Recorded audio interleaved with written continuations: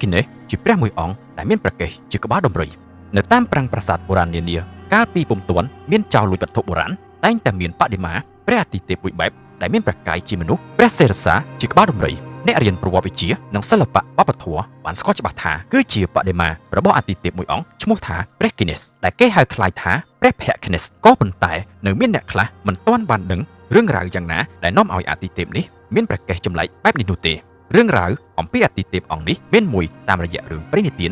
និងមួយទៀតតាមរយៈរឿងទេវកថាដោយឡែកចំពោះរឿងទេវកថាមានសេចក្តីដូចតទៅ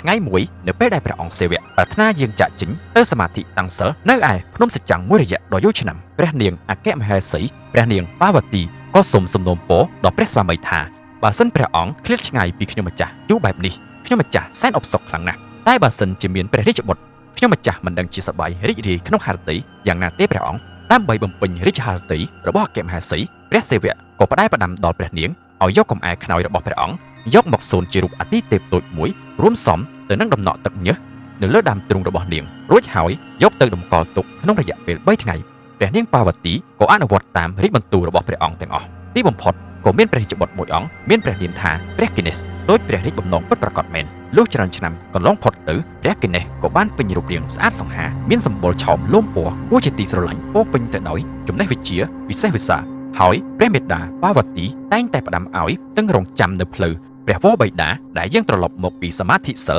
នៅឯភ្នំទេពសច្ចាំងវិញព្រះអង្គគិនេសក៏តែងតែគោរពតាមព្រះរាជបញ្ជារបស់ព្រះរាជមេដាជាដរាបដោយឈរទន្ទឹងរង់ចាំនៅពីមុខខ្លោងទ្វារមហាកំផែងវិមានអមតៈ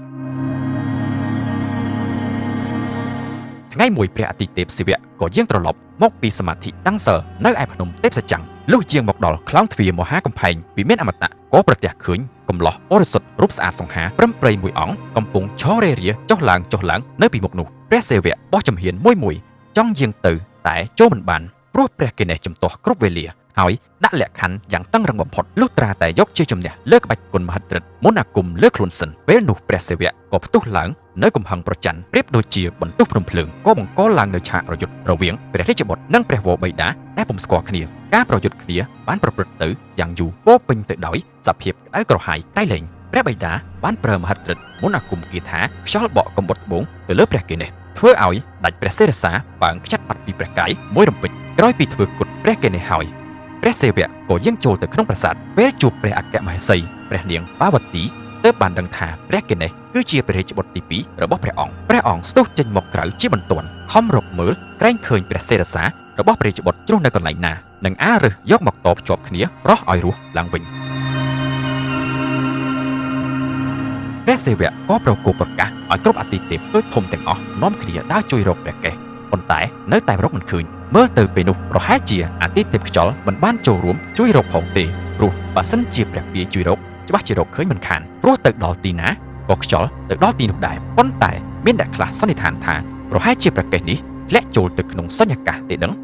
បានជាគ្មានអ្នកណារកឃើញសោះចំណែកឯព្រះសេវៈវិញទោះបីជាខិតខំប្រើមហិទ្ធិឫទ្ធិគ្រប់បែបយ៉ាងណាក៏ដោយក៏នៅតែរកពុំឃើញទាល់តែសោះដោយអស់តម្រេះនិងឈ្មោះឈ្មោលរករកទៀតព្រះអង្គក៏យាងត្រឡប់មកវិមានអមតៈវិញដោយក្តីអស់សង្ឃឹមនិងសោកសៅជាទីបំផុតនៅពេលដែលព្រះអង្គយាងមកដល់ព្រៃសួគ៌មួយក៏ប្រទះឃើញកូនដំរីមួយក៏សម្រេចចិត្តកាត់ក្បាលកូនដំរីនោះយកមកតបជាប់ទៅនឹងដងខ្លួនរបស់ព្រះរាជបុត្រទី2គឺព្រះគិនេសតែម្ដងចាប់តាំងពីពេលនោះមកព្រះគិនេសអាចរស់រានមានជីវិតបានដូចជាគេឯងតែក្នុងលក្ខណៈជាអាទិទេពមានភាពចម្លែកអស្ចារ្យជាងគេគឺមានដងខ្លួនជាមនុស្សក្បាលជាសត្វដំរីរៀងដរាបមក